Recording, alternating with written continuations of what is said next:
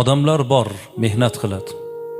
Bola chaqam bu narsa qilib olay deb turib, yaxshi kiymaydi, yaxshi yemaydi, o'ziga qaramaydi. Ertaga bolalarim oyoqqa tursa, bolalarim rohati bilan yuraman deb. Lekin 60 ga yetib yetmasdan o'tib ketib qoladi. Qilgan mehnatini, rohatini ko'rmaydi. Tarbiya qilgan farzandlar endi oyoqqa turganda o'tib ketib qoladi. Shuning uchun mana safimizda yoshi ulug' otalar, nafaqa yoshidagilar, 70, 80, 80 dan oshgan mana otalar, sizlar Allohni suygan bandasiz.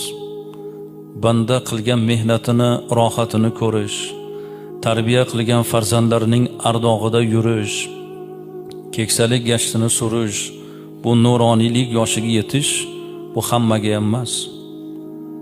Va mana shu yoshga yetish faqat sababi sog'ligini e'tibordan emas.